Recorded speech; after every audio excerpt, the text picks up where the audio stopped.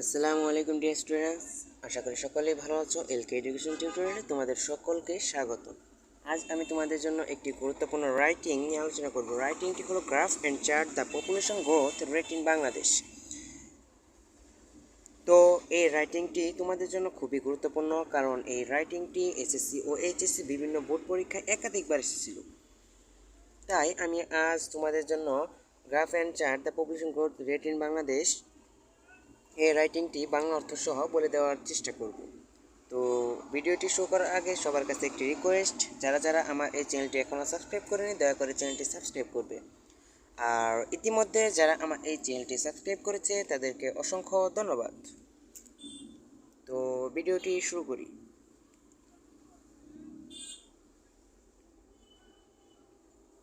প্রথমেই question. The graph below shows the population growth rate in Bangladesh from 2009 to 2014. Describe the graph in 150 words. You should highlight and summarize the information given in the chart. যদি আমরা বাংলা অর্থ দেখি তাহলে কি আসে, নিচের গ্রাফটি 2009 থেকে 2014 পর্যন্ত বাংলাদেশের জনসংখ্যা বৃদ্ধির হার দেখানো হয়েছে। 150 শব্দে গ্রাফটি বর্ণনা করতে হবে। তোমার চার্টে দেওয়া তথ্য হাইলাইট ও সংক্ষিপ্ত করে লিখতে হবে। তো এই গ্রাফটি যদি দেখি তাহলে 2009 সালে পার্সেন্ট হলো 2.80%, 2010 সালে 2.16%, 2011 সালে পপুলেশন গ্রোথ 1.90%, 2012 সালে 2.10%, 2013 সালে 1.50%, আর 2014 সালে 1.33%। এই চার্টের উপর ভিত্তি করেই আমাদের এই গ্রাফ অ্যান্ড চার্ট এটি লিখতে হবে। মূলত এটা দেখেই এই উত্তরটি লিখতে হবে।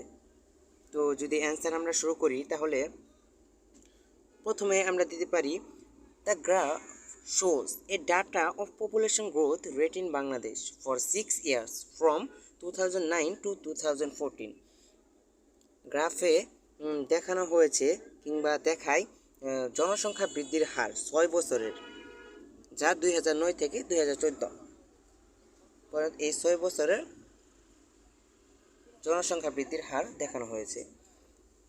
তো আমরা যদি দেখি অ্যান্সার, উই সি দ্যাট, আমরা দেখি যে there were marginal differences both the growth rate of population in 2009 and 2010। 2009 এবং 2010 সালে জনসংখ্যা বৃদ্ধির হার সামান্য পার্থক্য ছিল। দে ওয়ার 2.80% অ্যান্ড 2.16%, অর্থাৎ 2009 ও 2010 সালে যথাক্রমে জনসংখ্যা বৃদ্ধির হার ছিল 2.80% অ্যান্ড 2.16%।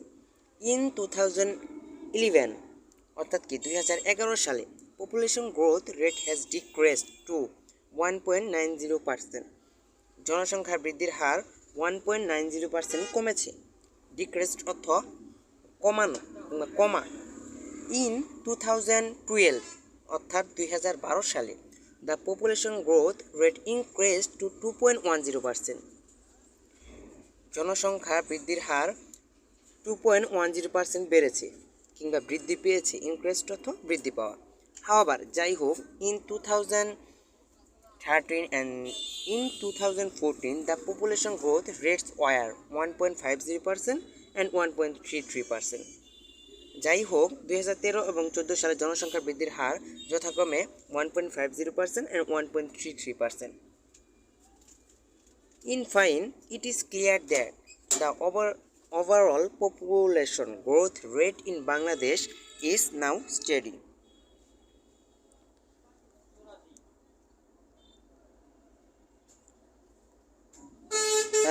এটা সূক্ষ্মভাবে এটি সামগ্রিকভাবে স্পষ্ট যে বাংলাদেশের জনসংখ্যার বৃদ্ধির হার এখন স্থিতিশীল বলাই চলে। তো এরকমভাবে গ্রাফ অ্যান্ড চার্ট এরকমভাবে লিখলে 10-এর মধ্যে ফুল মার্কস পাওয়া যাবে ইনশাআল্লাহ।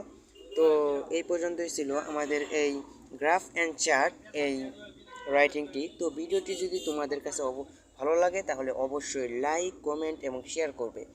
আর প্রতিদিন নতুন নতুন প্যারাগ্রাফ, স্টোরি এবং বেসিক ইংলিশ গ্রামার এগুলো পেতে দয়া করে চ্যানেলটি সাবস্ক্রাইব করবে।